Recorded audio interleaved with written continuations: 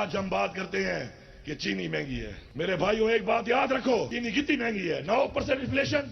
اگر عمران خان آپ کو دھوکہ نہیں دے رہا اور آپ کے لیے وہ قرضے لے کر مصنوعی چیز سستی نہیں کر رہا, کل قرضہ پھر آپ نے اتارنا ہے, آپ کے بچوں نے اتارنا ہے, تو کتنا فرق پڑ گیا 9% سے. اگر میں ایک چائے کے چمچ میں 100 دانے ڈالتا ہوں تو اگر 9 دانے کم ہو جائیں تو کیا اپنی قوم اور اپنی بچوں کے لیے میری چینی مجھے کم میٹھی لگتی ہے؟ ہم اتنے کمزور ہو گئے ہیں, ہم اتنی قربانی نہیں کر سکتے. اگر 9% انفلیشن ہے, میں 100 نوالے کھاتا ہوں آٹے کے, تو اگر 9 نوالے کم کھا لوں تو اپنی قوم کے لیے میں 9 نوالوں کی قربانی نہیں کر سکتا. ویسے یہ رائے ہم نے عوام کے سامنے رکھی, عوام کا بھی ایک اس کے اوپر رد عمل تھا, وہ میں عباسی صاحب کی نظر کروں گا کیونکہ ایک الیکٹڈ ایم این اے ہے. لیکن میں کھوکر صاحب آپ کو یہ سمجھ آئی وزیر موصوف جو فرما رہے تھے, کیونکہ دیکھیے آج ہر طرف نیب آرڈیننس سب ڈسکس ہو رہا ہے, کیونکہ آپ ہمیشہ بات کرتے ہیں کہ یار لوگوں کے مسائل کیا ہیں اس پہ بات کی جائے. یہ بات جو وزیر موصوف فرما رہے ہیں یہ کس کے دل کو لگتی ہے؟ دل کو تو میرے خیال سے کسی کی لگتی ہے یا نہیں لگتی, لیکن مجھے تو بہت انسینسٹیو یہ گفتگو لگتی ہے. ڈیورنگ کیمپین, پولیٹیکل ریلیز, اگر انسان اس طرح کی گفتگو کرے تو وہ نکل جاتی ہے. لیکن جب انسان حکومت میں ہو, 3 سال سے وزیر ہو, اور پھر اگر اس طرح کی گفتگو ہو تو اس سے لگتا ہے کہ وہ نظر آتا ہے کہ وہ ریالٹی سے کتنے ڈیٹیچڈ ہیں.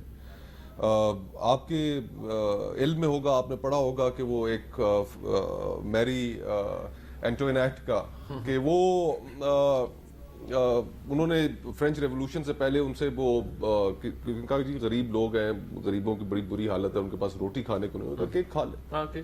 تو بے حسی اتنی جب حکمران طبقے کی ہو جائے کہ وہ لوگوں سے ڈیٹیچڈ ہو جائے, اس کو پتہ نہ ہو, ان کی ایک اپنی الگ دنیا ہو, اور اس دنیا میں نوکریاں بھی مل رہی ہیں, اس دنیا میں لوگوں کے پاس روزگار بھی ہے, اس دنیا میں مہنگائی ہے ہی نہیں, اور وہ لوگوں کے یہ تو پھپتی اڑا رہے ہیں. یہ تو کہہ رہے ہیں کہ تمہاری اتنی انسینسٹیو ہے کہ تمہاری اوقات چینی کم کھا لے, آٹا مہنگا ہے تو روٹی کم کھا لے. بات کر رہے تو تمہاری حیثیت کیا ہے؟ میں تو اس کو اس طرح دیکھتا ہوں, ایک عام آدمی کے منہ کے اوپر یہ ایک تماچا ہے کہ ہمیں کوئی پرواہ نہیں, تم گفتگو جو مرضی کرتے رہو, تمہارے مسائل جو مرضی ہو, ہم جو کہہ رہے ہیں وہ ٹھیک ہے.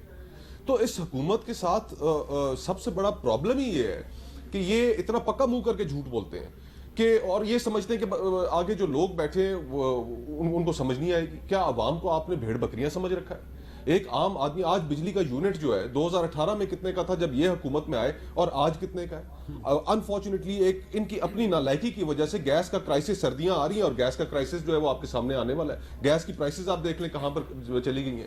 زراعت کی میرے بھائی بات کر رہے تھے, 8,000 پہ تو ڈی اے پی کی بوری پہنچ گئی ہے جو 4,000 روپے پہ تھی. آپ انپٹس کسانوں کی دیکھ لیں کہ وہ کہاں پہنچ گئی ہے, آٹے کی قیمت آپ دیکھ لیں کہاں پہنچ گئی ہے. ایک عام آدمی اس وقت اس کے سامنے 3 بڑے خرچے ہیں اور اس کو چوائس کرنی پڑ رہی ہے کہ ان تینوں میں سے میں کون سا ایک کروں اور باقی 2 چھوڑ دوں. وہ گھر کا کچن چلائے, وہ بجلی کے اپنے گیس کے بل دے, یا اپنے بچوں کی اسکول کی فیسیں دے. عام آدمی کے سامنے یہ چوائسز ہیں. اور یہاں پر وزیر موصوف فرما رہے ہیں کہ 16.5 لاکھ لوگ ملک سے باہر چلے گئے, روزگار کے لیے چلے گئے. 2 سال سے تو پوری دنیا کی معیشت بند ہے, 2 سال سے تو خود کورونا ہے, ایئرپورٹس آپ کے بند پڑے, فلائٹیں آپ کی جا نہیں رہی ہے. 16.5 لاکھ لوگ کہاں گئے؟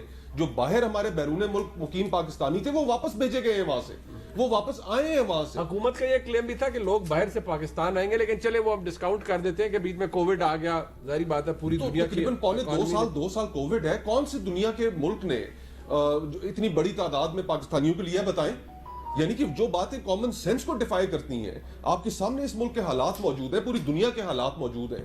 آپ کہتے ہیں جی کہ ٹیکسٹائل بڑے پیسے, کاٹن کی آپ نے پروڈکشن دیکھی ہے, آپ کو کاٹن کی امپورٹ کرنی پڑی ہے, ملینز آف بیلز آپ کو امپورٹ کرنی پڑ رہی ہیں. کاٹن آپ کے ملک میں لگا کوئی نہیں رہا. آپ بات کرتے تھے کہ جی کہ ہم آئیں گے, ریفارم کریں گے, مونوپلیز نہیں ہوں گی. شوگر مافیا جو اس ملک میں ہے پورے کو, ہم شوگر اس حد تک لگا رہے ہیں کہ ہماری کاٹن کی پروڈکشن ساری ختم ہو گئی ہے.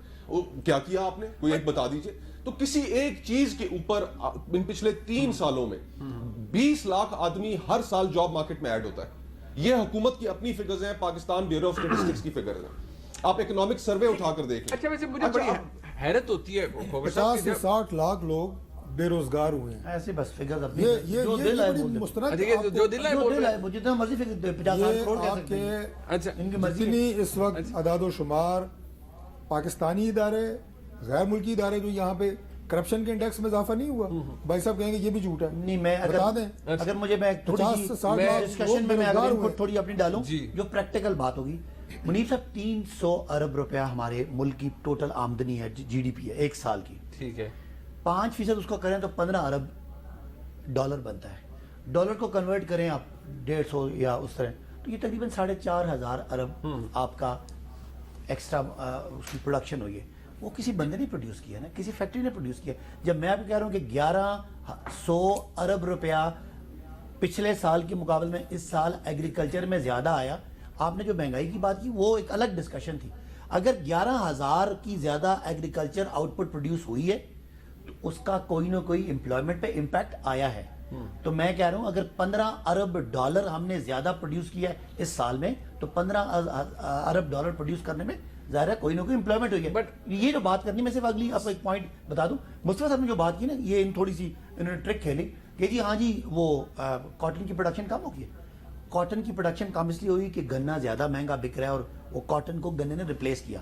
لیکن کاٹن کی پروڈکشن مصطفیٰ صاحب اس لیے بھی زیادہ ہوئی کہ اس وقت آپ کی جو ٹیکسٹائل انڈسٹری ہے وہ بوم پہ ہے، اور جو ہم ایکسپورٹ کر رہے ہیں اور آپ کے دور کے یا ان کے دور کے لیے ہوئے ہم قرضوں کا گیپ کم کر رہے ہیں اور آپ کے جو بیرونی ادائیگی ہیں ان کا گیپ کم کریں، یہ ساری اچیومنٹ ہے. ہاں بالکل امپلائمنٹ اور زیادہ ہوتی اگر 2 سال میں بندشیں نہ ہوتی، کرونا نہ ہوتا، پوری دنیا کی اکانومی نوز ڈائیو اس نے. نہیں ویسے جب آپ یہ مان رہے ہیں کہ پوری دنیا کی اکانومی تو میں نوز ڈائیو ہوئی ہے لیکن 16.5 لاکھ لوگ باہر گئے. لیکن یہ فیکٹ ہے بھائی صاحب کہ دیکھیں آپ کی کووڈ آنے سے پہلے بھی جو مہنگائی کی جو بے روزگاری کی شرح تھی وہ آپ کی حکومت میں بڑی تھی. نہیں، بے روزگاری بڑھنا ریشو اس لیے کہ جیسے انہوں نے کہا کہ ہر سال میں نئے ینگ لوگ ایڈ ہو رہے ہیں. پاکستان کی 60% آبادی نوجوان ہے اور جو آدمی 18 سال سے منیب صاحب اوپر چلا جاتا ہے اور اس کا داخلہ کسی یونیورسٹی کالج میں نہیں ہوتا وہ ان امپلائمنٹ کی لسٹ میں آ جاتا ہے. یہ ہمارے ملک کی ریالٹی ہے.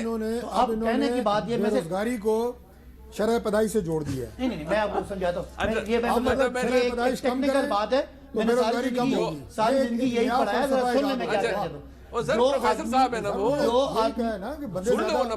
مجھے بات کرنا ہے. آپ کامنٹ کیجیے گا، سننے والے فیصلہ کریں گے. جو آدمی 18 سال کا ہو جاتا ہے اور اگر وہ کسی کالج اسکول میں ایڈمیٹڈ ریگولر نہیں ہے تو لیبر مارکیٹ سروے میں وہ لیبر فورس میں آ جاتا ہے، اور وہ اگر اس کے پاس نوکری نہیں ہے تو بے روزگار کنسیڈر ہوگا. میں ان کو سمجھا رہا ہوں بے روزگاری کے جو ریشو ہے وہ 18 سال سے 60 سال کے لوگوں کے درمیان ہوتا ہے. وہ لوگ جو اسٹوڈنٹس نہیں ہیں. اس حوالے سے چونکہ آبادی بہت تیزی سے بڑھی ہے اس لیے ان امپلائمنٹ کا ریٹ بڑھ رہا ہے لیکن امپلائمنٹ بھی بڑھ رہی ہے. عام آدمی جو ہے روزگار بھی بڑھ رہا ہے، بے روزگاری بھی. عام آدمی جب یہ ٹیکنیکل بات یا کچھ جو بات I'm sure عباسی صاحب سمجھانے کی کوشش کر رہے ہیں پوری اپوزیشن کو، ڈاکٹر صاحب کو بھی اور کوکر صاحب کو بھی، لیکن عام آدمی وہ امپریس ہوتا ہے یا نہیں ہوتا